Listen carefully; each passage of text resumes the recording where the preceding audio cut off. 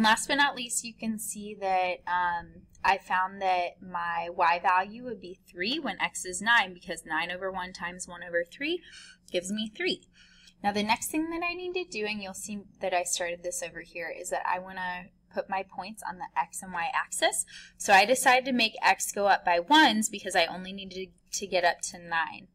Now y, if you can see, only needs to be going up to 3. So I'm going to space this out a little bit more. I'm just going to make 2 grid marks equal to 1.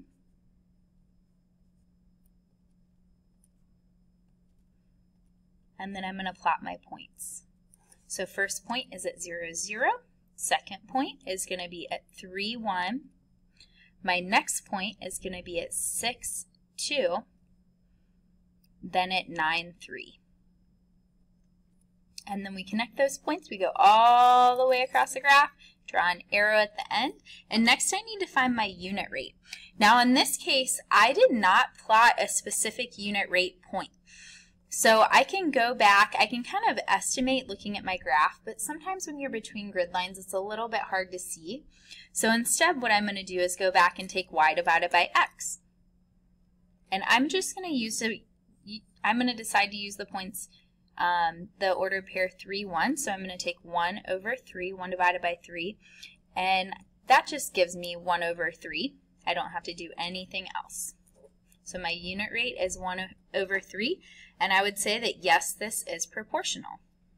So notice that the last two graphs, y equals 3x and y equals 1/3 x, were both proportional graphs.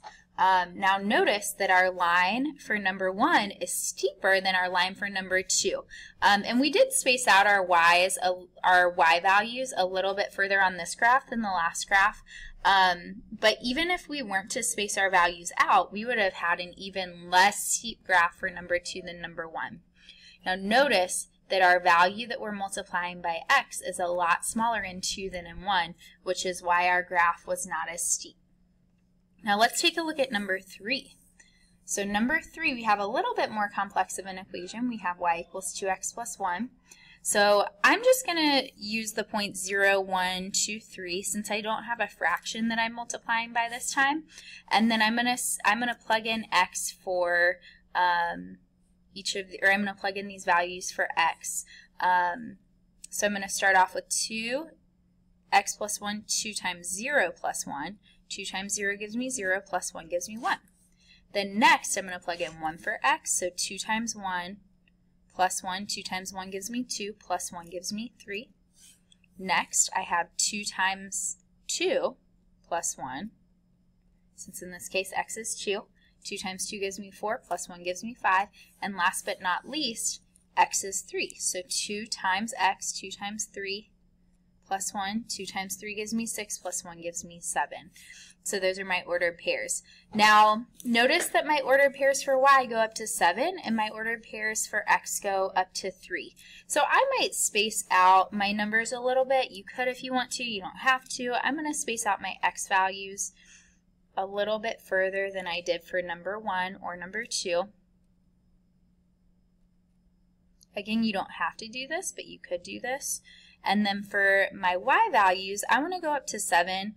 I think I'm just going to go up by 1. You might be able to go up by 2 and be okay also. But I'm just going to go up by 1.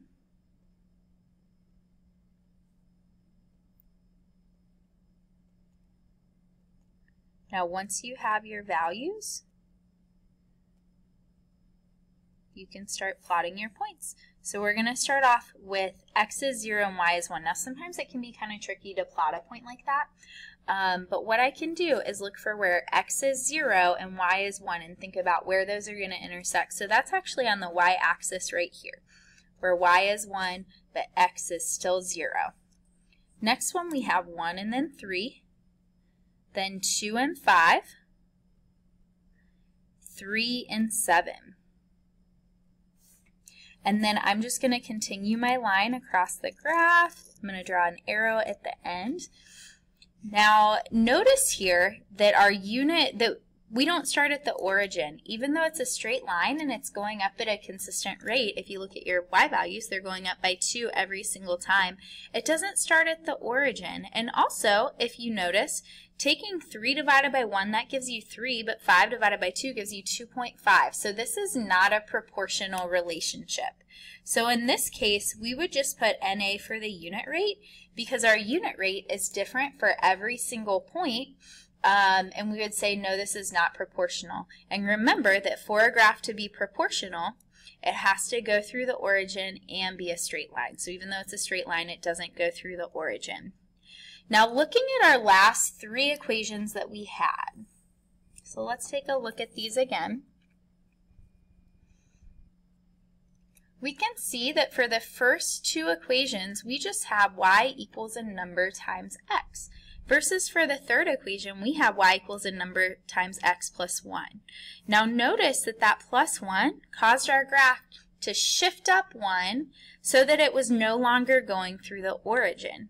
So something that we can see about equations that are not proportional is that maybe they're adding or subtracting a number after x.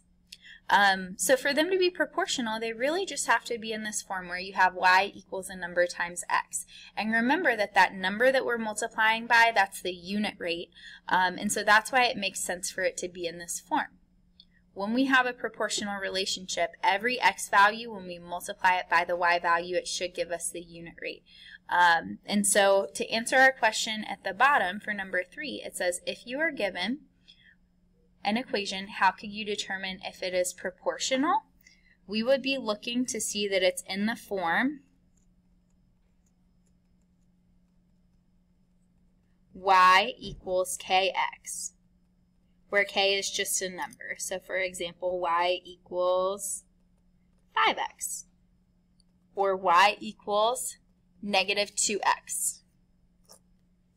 So for our last example, we're going to look at a word problem associated with tables, graphs, and equations. So it says, Hardin mixed 6 cups of blue paint with 8 cups of yellow paint to make green paint.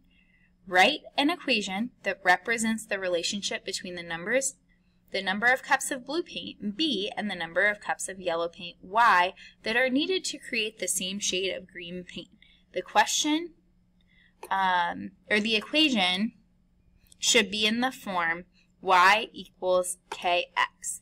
Now something's kind of interesting here that we have to pay attention to. Notice that they put yellow on the x-axis. And so yellow is actually kind of like our x, and then blue is on the y-axis, so blue, B, is kind of like our y. Okay. So when we make our table and when we make our unit rate, we're going to consider our y actually kind of like our x, and then our b kind of like our normal y. So before we get started, let's start with some points that would be on our graph and points that would make this situation true. So I'm going to start off with what they gave us. They said that Hardin mixed 6 cups of blue paint with 8 cups of yellow paint.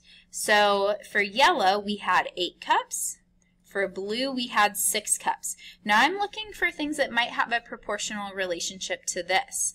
And so I can think about if I were to simplify 8 and 6 to 4 and 3, divide both by 2, that would be another point. And from 4 and 3, I could multiply each of these by 3, so I could make that 12 and 9. So basically what I'm looking at here are equivalent ratios. I could start at 4 and 3, and I could multiply by 4 to get 16, and then 12. So those are all values that I could end up plotting on my graph. Now something else that I can think about too if I wanted to use this is 0 and 0, because if you have 0 cups of blue paint, you're going to use 0 cups of yellow paint. So I know that this is going to start at 0, 0, but let's go ahead and plot our points. So I see that I'm going all the way to 16, and honestly I probably am not going to fit all of those on the graph, so I'm just going to go up by ones and fit as much as I can on there.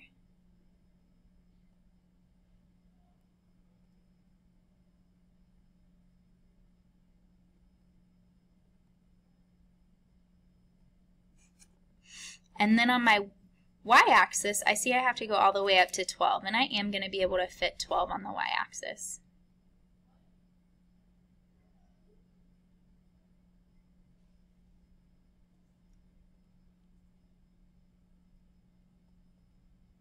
So once you're done doing that, let's plot some points. So we have 8, 6, so I'm going to see where 8 and 6 meet up, and I'm going to plot my first point. So then next I have 4 and 3. Then I have 12 and 9. So I kind of went out of order here, but that's okay. And then last but not least, I had 16 and 12, but that's not going to fit on my graph. So these points that I have are going to be just fine. And then I'm going to draw an arrow at the end of my graph, make sure that I connect my lines. Next, what I want to do is find my unit rate. Now notice, before we get to our unit rate, let's talk about this. This is a proportional graph, so we can say yes, it is proportional. And the reason why is because it starts at 0, 0, and it makes a straight line.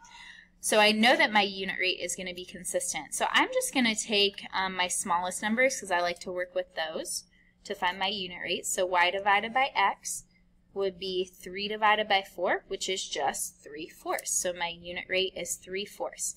Now keep in mind what that means is that I need 3/4 of a cup of blue paint per cup of yellow paint. So once I have my unit rate, I can write my equation, which remember that we're writing it in the form y equals kx, but in this case our y is actually b and our x is actually y. And so I'm going to write this equation as b equals ky, so b equals 3/4 y.